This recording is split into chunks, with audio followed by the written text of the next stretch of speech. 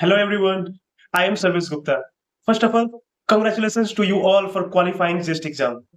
JEST exam पास करना, qualify करना, I mean in it itself ये बहुत बड़ा ही अचीवमेंट है. JEST पेपर क्वालिफाई करना and then IISERs and NISERs, then IISc, TIFR, ICTS, IUCAA, इन सबके डोरवेज खुल जाते हैं आपके लिए. अब आप सभी में अप्लाई कर सकते हो, सभी के इंटरव्यूज में बैठ सकते हो, इंटीग्रेटेड पीएचडी और पीएचडी के लिए एडमिशन ले सकते हो.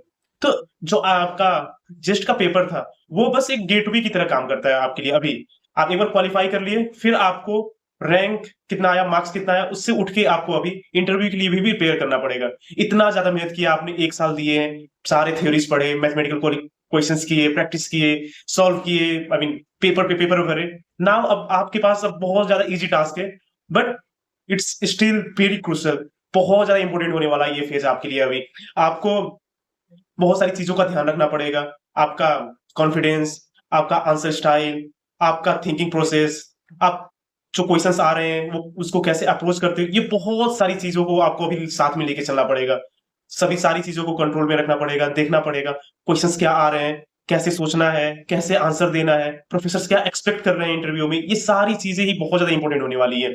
तो इस वीडियो में मैं आपको एक एक प्रॉपर गाइडेंस देने का ट्राई करूंगा. आपको क्या करना चाहिए इंटरव्यू में, कैसे जाना चाहिए. अभी इंटरव्यू में कुछ टाइम बचे हुए हैं, तो इंटरव्यू के लिए कैसे प्रिपेयर कर सकते हो आप, क्या चीजें करनी चाहिए, क्या चीजें अवॉइड करनी चाहिए, ये सारी चीजों के बारे में मैं थोड़ा सा यहाँ पे आपको डिस्कस करते हुए दिखाऊंगा, बताऊंगा सारी चीजें.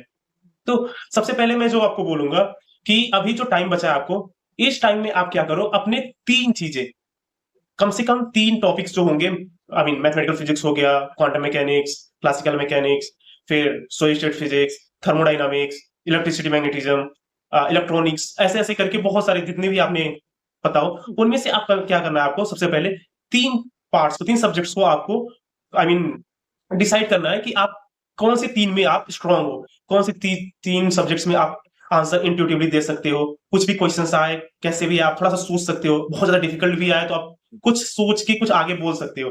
तो पहले 3 चीजें, 3 सब्जेक्ट्स आप क्लैरिफाई करो. आप सबसे पहले नोट बनाओ, नोट देखो, आप जो बनाए हो पलटाओ उसको फिर से, और देखो उसमें कि आपको कौन सा इजी लग रहा है, कौन सा आपको इंटरेस्टिंग भी लग रहा है. सबसे ज्यादा इंपॉर्टेंट होगा कौन सा इंटरेस्टिंग लग रहा है, क्योंकि आप जब आंसर कर रहे होगे इंटरव्यू में, तो आपका कितना कितना इंथुजियाज्म है आंसर देते टाइम, ये भी बहुत ज्यादा इफेक्ट करता है कि इंटरव्यूअर आपको कैसे देगा, प्रोफेसर्स के लिए आपका कैसा इंप्रेशन बनेगा. तो ये सारी चीजें भी ध्यान देनी होगी. तो सबसे पहले आप क्या करोगे, जितने टाइम बचे हैं उन टाइम में सबसे पहले आप क्या करोगे, 3 सब्जेक्ट्स आप डिसाइड करोगे, कौन से 3 सब्जेक्ट्स पे आप बहुत ज्यादा कंफर्टेबल हो, आपको बहुत ज्यादा इंटरेस्टिंग लगता है. और कोई भी क्वेश्चन आए, जैसा भी आए, अगर आपको नहीं भी आता तो आप कुछ थोड़ा सा सोच भी सकते हो उस क्वेश्चन के बारे में, उस टॉपिक के बारे में थोड़ा सा आप सोच के कुछ दिमाग लगा के भी बोल सकते हो. ये सबसे पहले 3 सब्जेक्ट डिसाइड करना है आपको. उसके बाद आपको क्या करना है, इन 3 सब्जेक्ट्स के लिए कौन सी बुक्स होंगे, बुक्स आपको फॉलो करना है. अभी बस नोट्स जितना था आपको काम चल जाएगा, आपका एग्जाम क्लियर हो चुका है, अब नोट्स बंद कर सकते हो अभी के लिए. एक बार आपने डिसाइड कर लिया कि 3 सब्जेक्ट्स कौन से आप बोलने वाले हो, कौन से में आप स्ट्रांग हो, कौन से वाले में आप इंटरव्यू देने में कंफर्टेबल हो, ये करने के बाद आप नोट्स बंद कर सकते हो कंप्लीटली. आपको नेक्स्ट क्या करना है, 3 बुक्स उठाने हर एक टॉपिक के लिए, हर एक सब्जेक्ट के लिए जो आप चूज किए हो. जैसे मैंने अगर मैथमेटिकल फिजिक्स चूज किया है, तो मैं क्या करूंगा, कोई मैथमेटिक्स का जैसे लीनियर अलजेब्रा का बुक हो गया, फिर नेक्स्ट डिफरेंशियल इक्वेशंस का, ऐसे 1-2 सब्जेक्ट्स उठाऊंगा, टॉपिक्स उठाऊंगा और उनके बारे में अच्छे से पढ़ना शुरू कर दूंगा. आई रिकमेंड कि अगर आप मैथमेटिकल फिजिक्स बोलने वाले हो तो लीनियर अलजेब्रा बहुत ज्यादा स्ट्रॉन्ग करना अपना, linear algebra. Then next thing होगा आपका ग्राफिंग. कोई भी फंक्शन हो सकता है, जैसे e raise to x, e raise to minus x, s x times e raise to minus x, फिर एक्स लॉन एक्स. ऐसे फंक्शन जो होते हैं, जो ज्यादातर दिखते हैं हर जगह पे, वो फंक्शंस के ग्राफिंग के टेक्निक्स भी आप याद कर लेना, देख लेना, एक बार याद भी कर लेना कुछ कुछ सिंपल कर्व्स को.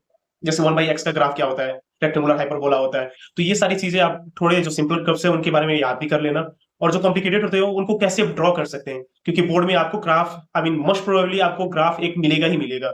बहुत रेयर चांसेस है कि आपको ग्राफ नहीं मिलेगा, क्वेश्चन में मिला ही नहीं कोई भी ग्राफ ड्रॉ करने के लिए. तो ग्राफ का आप देख लेना सबसे पहले मैथमेटिकल फिजिक्स के पार्ट से. तो नेक्स्ट आप लीनियर अलजेब्रा भी अपना स्ट्रॉन्ग कर लेना, क्योंकि ज्यादातर मैंने देखा है, जितने लोगों से भी बात भी हुआ है जो इंटरव्यू दिए, तो linear algebra related questions, eigen values कैसे निकालते हैं, फिर उनका इनवर्स कैसे निकाल सकते हैं किसी मैट्रिक्स का, केली हैमिल्टन थ्योरम के बारे में ज्यादा आता है. तो हर्मिशियन मैट्रिक्स क्या होता है, यूनिटरी मैट्रिक्स क्या होता है, इनके बारे में भी आपको ध्यान रखना है. फिर नेक्स्ट आपको क्लासिकल मैकेनिक्स है, तो क्लासिकल मैकेनिक्स के लिए आप गोल्डस्टीन का बुक आप पलटाना. उसमें आपको ध्यान देना है कि सबसे पहले आप क्या करना, सेंट्रल फोर्स मोशन के बारे में अच्छे से पढ़ना। सेंट्रल फोर्स मोशन बहुत ज्यादा इंपॉर्टेंट है क्लासिकल मैकेनिक्स में। फिर नेक्स्ट आप लैग्रांजियन से हैमिल्टोनियन कैसे बनाते हैं, आई मीन वो लेजेंडरी ट्रांसफॉर्मेशन जो है उसके बारे में पढ़ लेना। फिर हैमिल्टोनियन से लेजेंड लैग्रांजियन कैसे आई मीन कैलकुलेट करते हैं, इसके बारे में भी आप देख लेना। फिर आई मीन क्लासिकल मैकेनिक्स में तो गोल्डस्टीन का बुक हो गया। फिर अगर आप क्वांटम मैकेनिक्स बोलने वाले हो तो ग्रिफिथ्स, इलेक्ट्रोडायनामिक्स के लिए भी ग्रिफिथ्स का बुक पढ़ना होगा आपको। तो ऐसे आप क्या करना है, एक बेस्ट बुक्स जो इंट्यूटिवली थॉट प्रोसेस के बारे में भी आपको सिखाए, वैसे बुक्स आपको चूज करना है और उनके बारे उनको लेके पढ़ने लगना है। आप जितना हो सके उतना तक पढ़ते जाना है, लाइन बाय लाइन पढ़ना है आपको। प्रॉब्लम सॉल्व अभी नहीं करना है आपको, सारी चीजें लाइन बाय लाइन पढ़ना है। जो भी चीजें आपको लगे कि ये नई चीज पढ़ी है उसको अच्छे से याद भी रखना है, क्योंकि ज्यादातर इंटरव्यूज में क्या होता है, अगर कोई टफ क्वेश्चन आ गया, आपको उसके बारे में नहीं पता, एग्जैक्ट आंसर क्या होगा नहीं पता, बट आप नियर अबाउट चीजों के बारे में अगर बता सकते हो कि ये ऐसे होता है। जैसे मैंने पूछ लिया, मुझे आ गया क्वेश्चन कि सेंट्रल फोर्स मोशन में I mean radius central force motion है, तो फोर्स आई मीन क्या क्या चीजें कंजर्व होती हैं। तो फर्स्ट थिंग ही आपका हो गया क्या बोलते हैं उसको, एंगुलर मोमेंटम कंजर्व होता है। तो एंगुलर मोमेंटम कंजर्व होता है, अगर आपको एग्जैक्टली नहीं याद है, मैं एग्जांपल के लिए बोल रहा हूँ, ये तो लाइक सबको याद ही होगा, बट अगर नहीं याद है आपको तो आप क्या बोल सकते हो कि सेंट्रल फोर्स मोशन में क्या होता है, आपका टॉर्क हमेशा जीरो आता है, क्योंकि सेंट्रल फोर्स मोशन में फोर्स का डायरेक्शन भी आर के डायरेक्शन में होता है, आर हेड के डायरेक्शन में, और आपका रेडियस वेक्टर भी आर हेड में होता है। तो R head cross R head क्या हो जाएगा, जीरो पे हो जाएगा। इसका मतलब टॉर्क जीरो होता है। तो अगर आप बस टॉर्क जीरो होता है ये भी बोल पाए अगर, तो बहुत ज्यादा अच्छा है कि आई मीन बहुत ज्यादा अच्छा इंप्रेशन पड़ेगा प्रोफेसर की नजरों में आपके लिए। आई मीन बहुत ज्यादा चांसेस है कि आपको फुल मार्क्स ही मिल जाए उस क्वेश्चन के लिए। तो अगर आप नियर अबाउट चीजें भी अगर इंट्यूटिवली कुछ चीजें बता सकते हो, थोड़ी सी I mean close to answers दे सकते हो, तो इट्स रियली इफेक्टिव। तो अब बुक्स पढ़ना अभी शुरू करना पड़ेगा आपको इसके लिए। तो बुक्स पढ़ोगे आप, तभी आपको पता चलेगा कि चीजें कैसी होती हैं, वो बुक्स में अच्छे से एक्सप्लेन किए होते हैं सारी चीजें। तो आपको ये ध्यान रखना है, ठीक। और नेक्स्ट अभी जब आप इंटरव्यू के लिए जाओगे, आई मीन ये तो प्रिपरेशन के लिए हो गया, बट आप जब इंटरव्यू के लिए जाओगे तो उस टाइम पे आपको क्या रखना है, एक फॉर्मल सा I mean casual formal dressing रखना है, जिस चीज में भी आप कंफर्टेबल हो। फिर इंटरव्यू में जब आप जाओगे तो खुद को कंफर्टेबल एंड कॉन्फिडेंट रखना है। टीचर्स वहां पे जो होंगे, जो भी प्रोफेसर आएगा आपको इंटरव्यू लेने, he is trying just to test your knowledge कि आप कितनी ज्यादा चीजें जानते हो, कितनी चीजें आपको सिखानी पड़ेंगी अगर आपको वो अपने under I mean research scholar लेता है। क्योंकि प्रोफेसर को आप अगर इंटीग्रेटेड पीएचडी के लिए जा रहे हो तो ऑब्वियसली आप एक सालों के बाद आप फिर से रिसर्च आई मीन प्रोजेक्ट्स करोगे, फिर रिसर्च आई मीन रिसर्च ही करने लगोगे प्रॉपर 2 सालों के बाद, तो 3 सालों के बाद। तो प्रोफेसर जो भी आपको इंटरव्यू लेगा वो इसी एक्सपेक्टेशन के साथ लेगा कि वो आप उसके अंडर काम करने वाले हो। तो वो आपको टेस्ट करेगा सबसे पहले कि जो भी टॉपिक बोलोगे आप कि मुझे ये टॉपिक्स इंटरेस्टिंग लगते हैं, वो पूछेंगे, ऑब्वियसली पूछेंगे ही। तो जो टॉपिक आपको इंटरेस्टिंग लगते हैं उनके बारे में आपको पूछेंगे, जानना चाहेंगे कि कितना आपको आता है।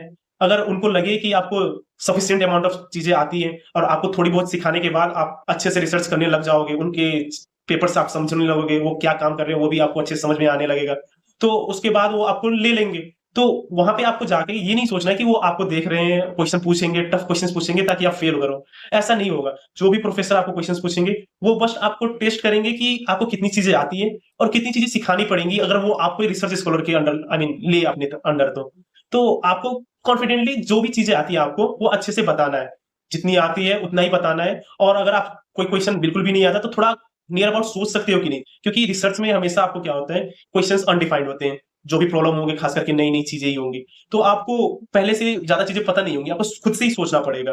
तो अगर आप ऑन द बोर्ड जो बोर्ड में क्वेश्चंस मिलेंगे आपको प्रोफेसर देंगे, अगर बोर्ड पे भी आप थोड़ा सा सॉल्व कर पाते हो और सोच पाते हो कि कैसे अप्रोच कर सकते हैं अगर एकदम टफ क्वेश्चन है, तो वो भी बहुत अच्छा है।